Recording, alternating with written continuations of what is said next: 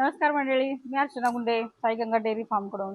तर बघा की पशुखाद्य हे भिजवून द्यायचं की कोरडं द्यायचं. तर पशुखाद्य हे काय आहे, वेगळं वेगळं असं काय आहे आपल्या चाऱ्यापेक्षा वेगळं काय आहे, त्याच्यामध्ये काय आहे, तर तेच आपण बघणार आहोत. तर त्यासाठी आपलं जर चॅनलला सबस्क्राईब केलं नसेल तर चॅनल सबस्क्राईब करा, लाईक करा, कमेंट करा, शेअर करा.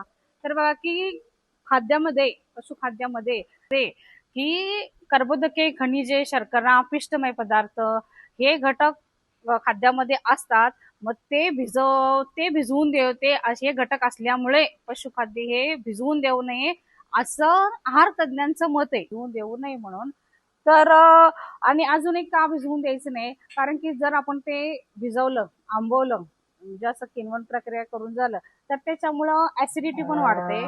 आणि तिसरी गोष्ट अशी की गायींच्या जठरामध्ये जर रुमेनचा जो कप्पा असतो त्याच्यामध्ये जर आपण पशुखाद्य भिजवून दिलं तर त्यांना अतिरिक्त पाणी त्यांच्या त्या रुमेनमध्ये जाते. मग त्यांची पचनशक्ती कमी होत्या, त्या गायी चारा कमी खातात, पाणी पिण्याची क्षमता कमी होते.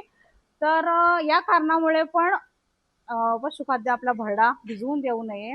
तर पशुखाद्य आपला भरडा हा कोरडाच द्यावा. तर कोरडा देण्यामागचं बघा, कोरडा देण्याचे काय काय फायदे आहेत. तर पशुखाद्य दिल्यामुळं ही गाई ज्यावेळेला खाऊन घेते आणि ती ज्यावेळेला नंतर कधी रवंतच्या वेळेला ते पूर्ण पशुखाद्य भरडा आपला बाहेर काढून त्याचं पूर्ण रवंत करते, त्या खाद्याचं सुद्धा. ती कोरडं दिल्यामुळं ती पहिला खाऊन घेऊन नंतर रवंत करते, त्या रवंत केल्यामुळे परत आपलं दूध वाढीसाठी, पचन क्रियेसाठी, त्याच्यासाठी सुद्धा कोरडा भरडा दिलेला हा अतिशय उत्तम आहे. आणि पूर्वी काय व्हायचं की फार पूर्वी म्हणजे सरकी ज्यावेळेला कापसाच्या बियाच अशा डायरेक्ट देत होती लोक, शेतकरी, त्यावेळेला ते भिजवून द्यावं लागत होतं.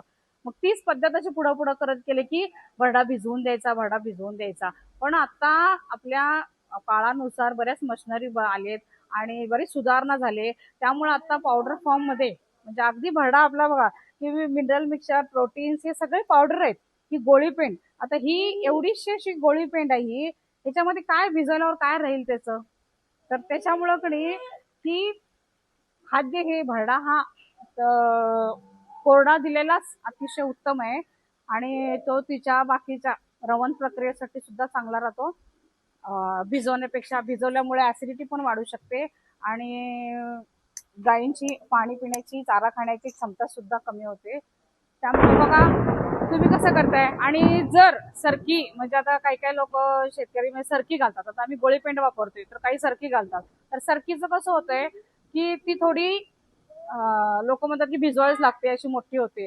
तर तुम्ही अशी रात्रभर भिजत न घालता 1 तास 2 तासच भिजवा, कारण की आता त्याच्यामध्ये पण बदल आले आहेत. पूर्वीसारखी पण अशी एकदम अशी सरकी नाही आहे.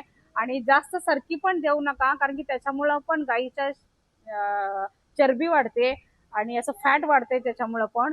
त्यामुळं सरकी पण देत असाल तर थोडं पहिला अगोदर 1 तास 2 तास भिजवा. पण शक्यतो हा पशुखाद्य हे कोरडेच द्या. व्हिडिओ आवडल्यास लाईक करा, शेअर करा. धन्यवाद.